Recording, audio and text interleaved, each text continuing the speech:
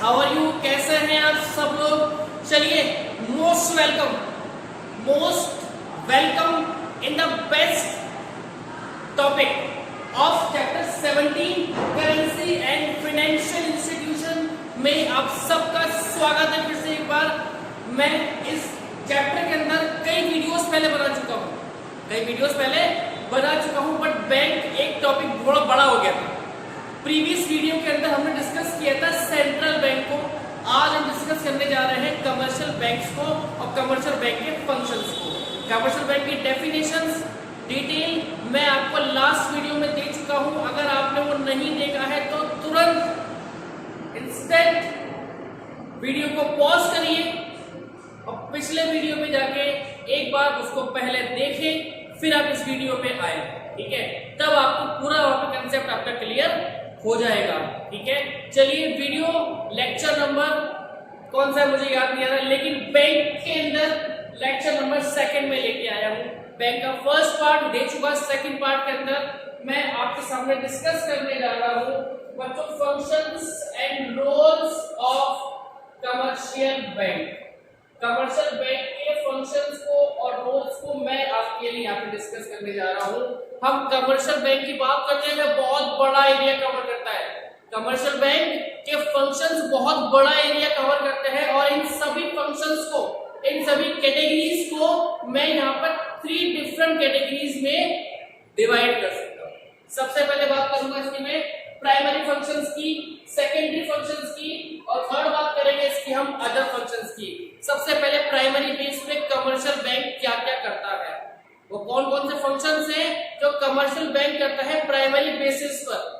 वो कौन कौन से फंक्शंस हैं जो कमर्शियल बैंक प्राइमरी बेसिस पे करता है। सबसे पहले बैंक क्या करता है, हम लोगों से पैसा लेता है ना, हमारे पैसे को जमा करता है, तो उस जमा करने वाली बात को हम बोलते हैं एक्सेप्टिंग डिपॉजिट्स। मतलब प्राइमरी फंक्शन का पहला फंक्शन आपके सामने आ रहा है, वो है आपका एक्सेप्टिंग डिपॉजिट्स। बैंक हमसे पैसे को एक्सेप्ट करता है, हमसे डिपॉजिट्स को एक्सेप्ट करता है, ठीक है। अब डिपॉजिट्स को एक्सेप्ट कैसे करेगा, वो कई फॉर्मेट्स में करता है, यहां मैं आपको 4 सबसे मेजर इसके पॉइंट्स बताने के लिए जा रहा हूं। सबसे पहले बैंक आपसे किस फॉर्मेट में पैसे को ले सकता है। सबसे पहले आपका आता है बच्चे यहाँ पे सेविंग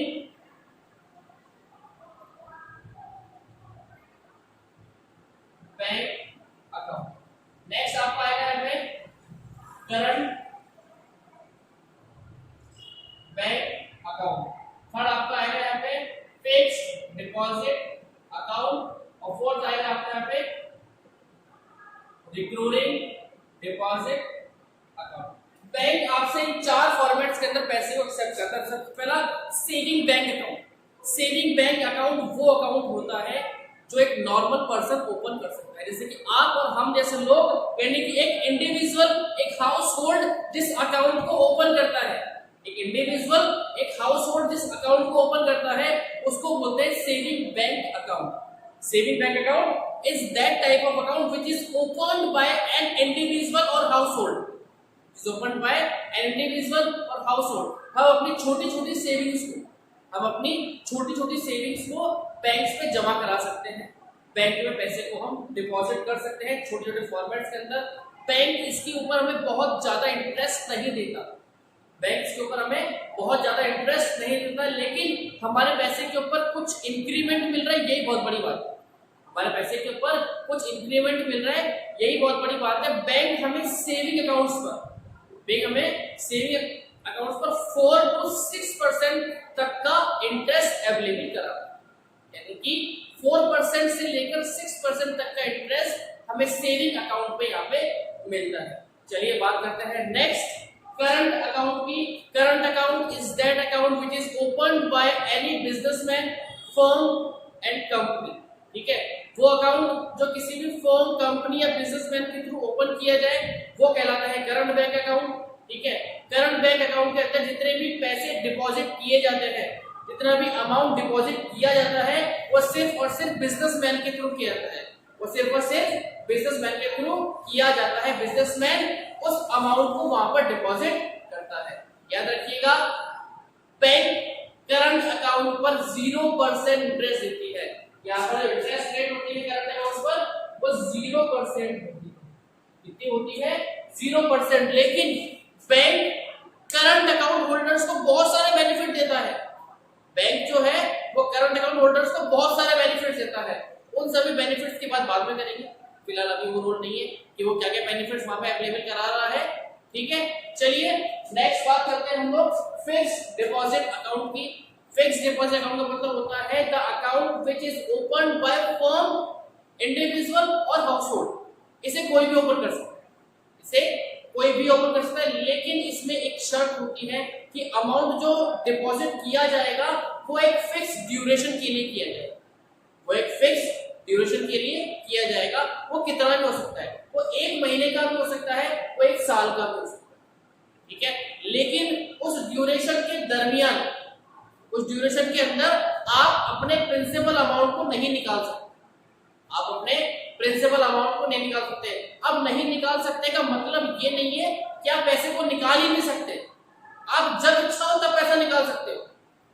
आप अपनी एफडी को तोड़ सकते हैं, एफडी तोड़ के पैसा निकाल सकते हैं, लेकिन आपको जिस इंटरेस्ट का कमिटमेंट किया जा रहा है फिक्स्ड डिपॉजिट अकाउंट पर, आपको जिस इंटरेस्ट का कमिटमेंट किया जा रहा है फिक्स्ड डिपॉजिट अकाउंट पर, वो इंटरेस्ट नहीं मिलेगा आपको। प्रिंसिपल अमाउंट में कोई डिडक्शन नहीं आएगा। आपको जो प्रिंसिपल अमाउंट है उसमें कोई डिडक्शन नहीं आएगा, लेकिन जो एक्स्ट्रा इंटरेस्ट आपको फिक्स्ड डिपॉजिट पर मिलता वो यहाँ पे नहीं मिल पाएगा बच्चों। ठीक है, ये होता है फिक्स्ड डिपॉजिट अकाउंट। ठीक है, नेक्स्ट आपका है recurring deposit account. Similar as fixed deposit, same काम करता है। इंटरेस्ट रेट फिक्स के बराबर होता है, एक फिक्स ड्यूरेशन के लिए होता है, बस किसके लिए होता है ये समझा दो। रिकरिंग डिपॉजिट मतलब रिकरिंग नेचर लेके आएगा, मतलब बार बार आपको पैसा डिपॉजिट करना पड़ेगा। अब बार बार का मतलब ये नहीं कि 1 महीने में 10 बार कर दिया आपने और 1 महीने में 1 बार भी नहीं किया, नहीं। इसमें ये आएगा, इसमें बैंक आपकी मंथली इंस्टॉलमेंट फिक्स कर देगा।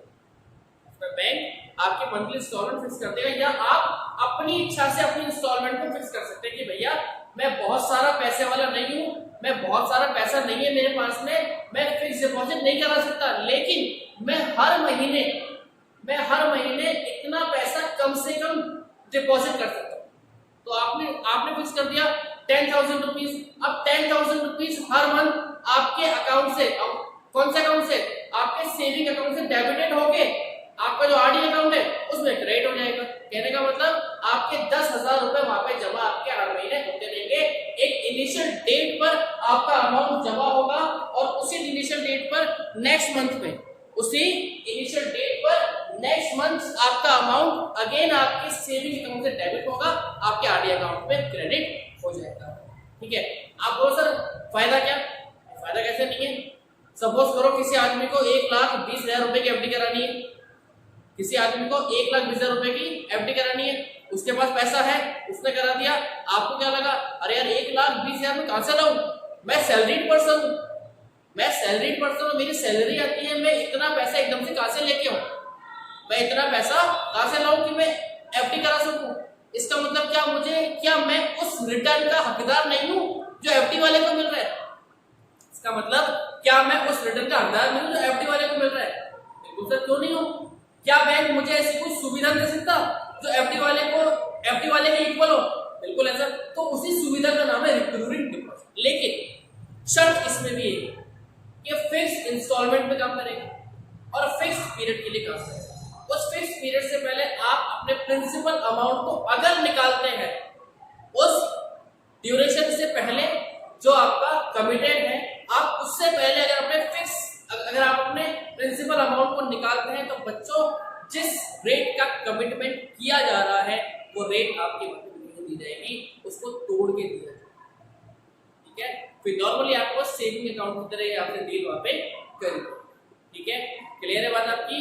तो प्राइमरी फंक्शन का पहला पार्ट है आपका एक्सेप्टिंग डिपॉजिट। प्राइमरी फंक्शन का आपका पहला पार्ट बच्चों यहाँ पे आ रहा है एक्सेप्टिंग। नेक्स्ट पार्ट आपका आ रहा है ग्रांटिंग लोन, यानी कि कमर्शियल बैंक हमें लोन भी अवेलेबल कराता है।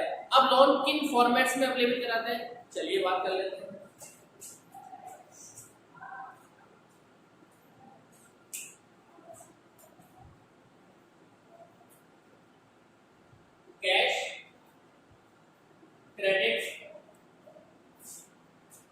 Bank overdraft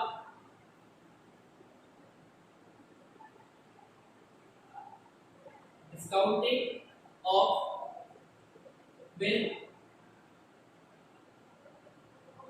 long term loan. Bank आपको बच्चों इन सारे फॉर्मेट्स के अंदर लोन अवेलेबल कराता है, उसी को बोलते हैं ग्रांटिंग लोन। क्या बोलते हैं उसको? Granting loan. तो प्राइमरी के दो फंक्शंस, पहला accepting deposit, granting loan. Granting loan function के अंदर बैंक आपको लोन अवेलेबल कराता है। पॉइंट्स किन किन पॉइंट्स पर करा सकता है? कैश क्रेडिट शॉर्ट टाइम के लिए, शॉर्ट टर्म पीरियड के लिए छोटा सा अमाउंट आपको क्रेडिट कर देते, लोन आपको दे देते। ठीक है। नेक्स्ट है बैंक ओवरड्राफ्ट। बैंक ओवरड्राफ्ट पे डिस्कस हम लोग इस चैप्टर में करेंगे, डिटेल में करेंगे, थोड़ा आगे करेंगे। ठीक है। लेकिन ये वो फैसिलिटी है जो करंट अकाउंट होल्डर्स को दी जाती है। ये वो फैसिलिटी है जो करंट अकाउंट होल्डर्स को दी जाती है। नेक्स्ट है आपका डिस्काउंटिंग ऑफ बिल।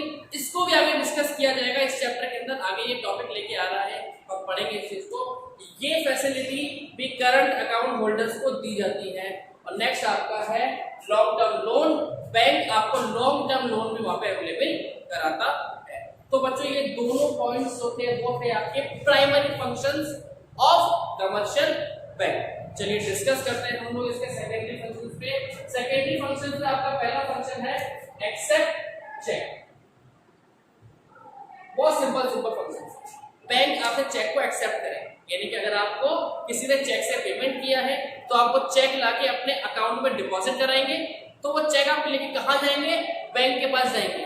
अब बैंक में ये तो है नहीं कि आपने सिस्टम ऑन किया सीधा काम कर लिया, नहीं, ये काम बैंकर्स का है, बैंकर्स ही काम करेंगे। आप सिर्फ अपने चेक को वहां पे डिपॉजिट करें। ठीक है। उस डिपॉजिट के बाद में बैंक आपके चेक को एक्सेप्ट करे।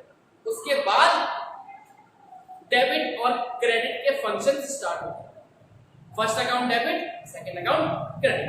चलिए नेक्स्ट बात करते हैं payment according to the instruction. Payment according to instruction के अंदर मैं बताया था आपको commercial bank is the agent of clients. Commercial bank is the agent of clients. Commercial bank जो होता है वो क्लाइंट्स का एजेंट होता है, एज ए एजेंट वर्क करता है। ठीक है। अब पेमेंट अकॉर्डिंग टू इंस्ट्रक्शन का मतलब क्या होता है? कमर्शियल बैंक को इंस्ट्रक्शन दिया जाएगा कि भाई मेरा चेक लेके, यानी कि मेरे नाम का चेक लेके, मेरे सिग्नेचर का चेक लेके कोई पर्सन अगर आता है तो आप उसको ये पेमेंट कर देना।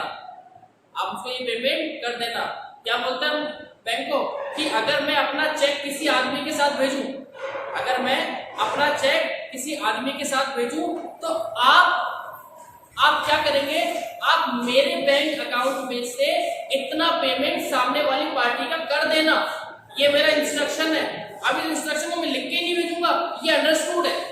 इस इंस्ट्रक्शन को मैं लिख के नहीं भेजूंगा, ये अंडरस्टूड है कि अगर मैंने किसी को मेरा चेक दिया है तो बैंक मेरे बिहाफ पर, मेरे ऑर्डर पे, मेरे अकाउंट में से पैसे को डेबिट करके सामने वाले के अकाउंट में क्रेडिट कर देगा या फिर सामने वाले का कैश पेमेंट कर देगा। उसको बोलते हैं पेमेंट अकॉर्डिंग टू इंस्ट्रक्शन, यानी कि कस्टमर के इंस्ट्रक्शन के हिसाब से बैंक उसके बिहाफ पे पेमेंट कर देता है। ठीक है। आपने देखा होगा ईसीएस जो होते हैं या फिर जो इंस्टॉलमेंट्स हमारी जाती हैं या एलआईसी का पेमेंट हमारा जाता है या म्यूचुअल फंड्स का पेमेंट हमारा जाता है, तो बैंक कमिटेड है। हमने चेक अप्लाई कर दिया, अब बैंक ऑटोमेटिक अकाउंट से डेबिट करके दूसरे अकाउंट पर उसे क्रेडिट कर देता है, हमारे इंस्ट्रक्शन के हिसाब से पेमेंट कर देता है। नेक्स्ट हमारे पास में है 24 hours CDM and ATM facilities. ये आप सब जानते हैं, 24 घंटे एटीएम और सीडीएम फैसिलिटीज हम सबके पास अवेलेबल है।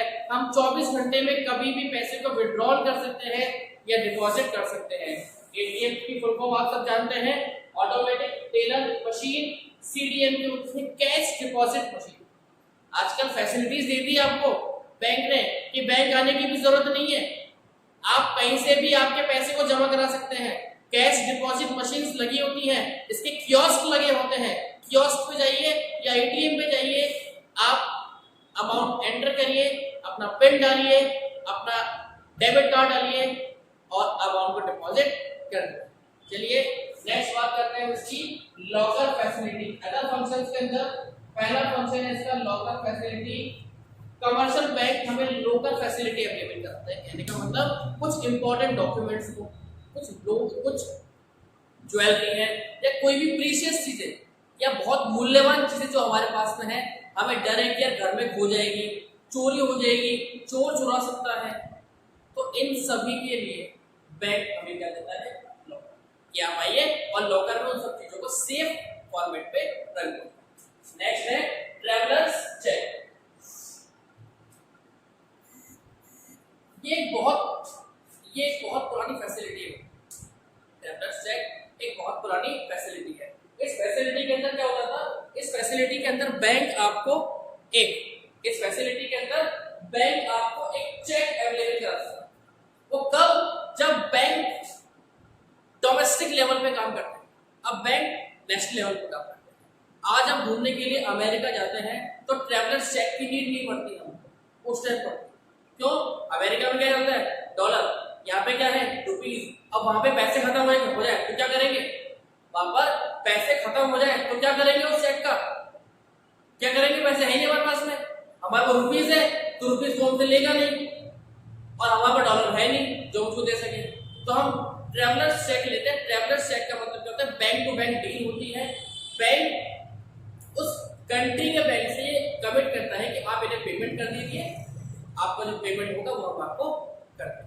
ये आपके ट्रैवलर्स चेक की फैसिलिटी होती है। डीप में डिस्कस करेंगे इसको, ठीक है।